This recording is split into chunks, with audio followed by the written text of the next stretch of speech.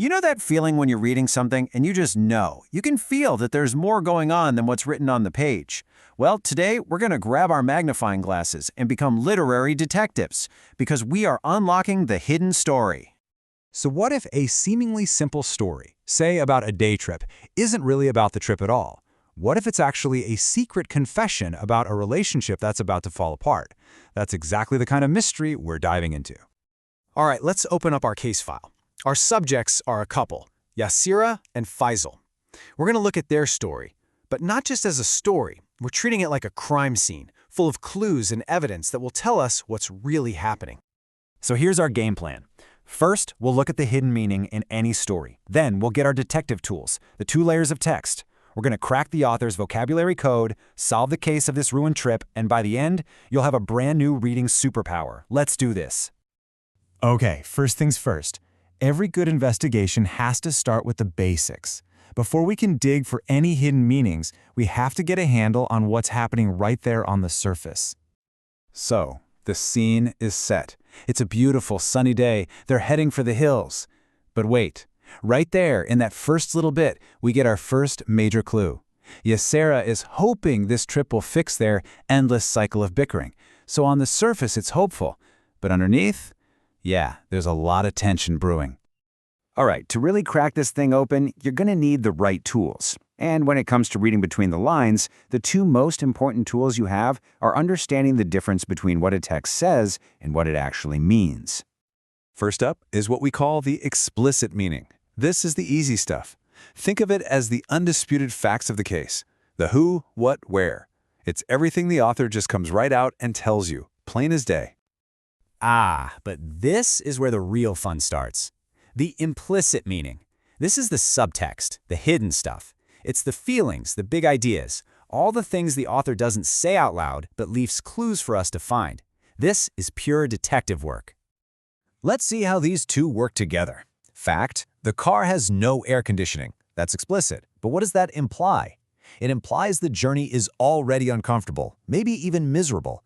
Fact, they live in a tatty apartment block. Implicitly, that tells us their home life feels run down, maybe a little sad and disappointing. See how that works? The facts are just the starting point for the feelings. Okay, let's grab our next tool. Think about it like this. Every single word an author chooses is a clue.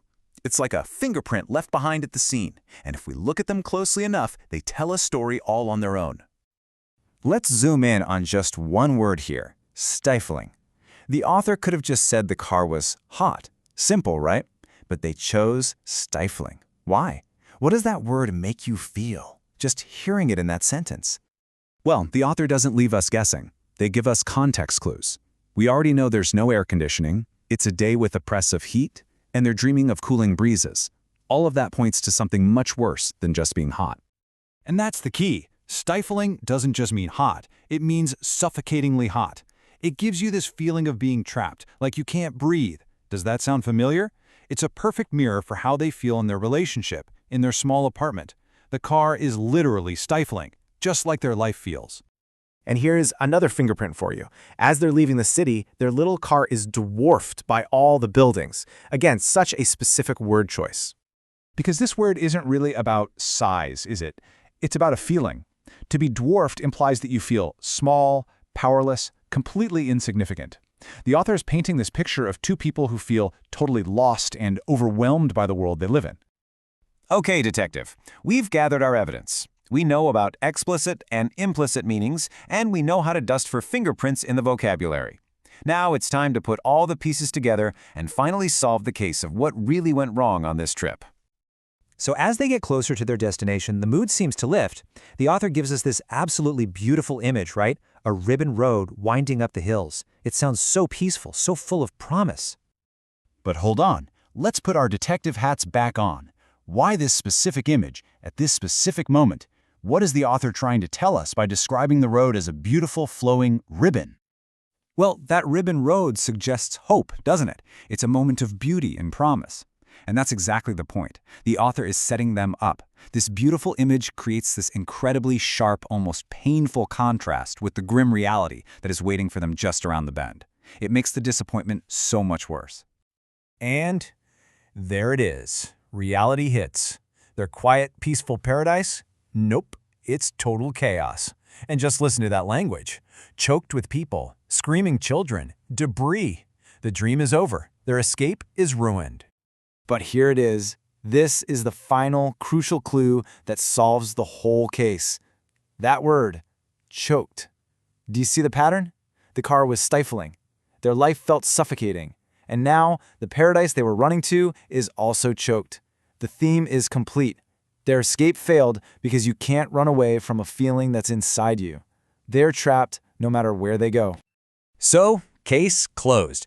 The trip wasn't ruined by a crowded park, it was ruined because it was never going to work in the first place. And by figuring that out, you've just unlocked an amazing new skill. So here it is, your official detective's toolkit. It's simple. Step 1, start with the facts. What's happening on the surface? Step 2, hunt for those hidden feelings. What's going on underneath? Step 3, zoom in on the vocabulary. Treat every word like a clue. And finally, Step 4, connect all the evidence to reveal that amazing hidden story. You can use this for anything. Because the truth is, almost every story has another story hiding just beneath the surface, waiting for a good detective to find it. So, the only real question left is, the next time you pick up something to read, what hidden story will you uncover?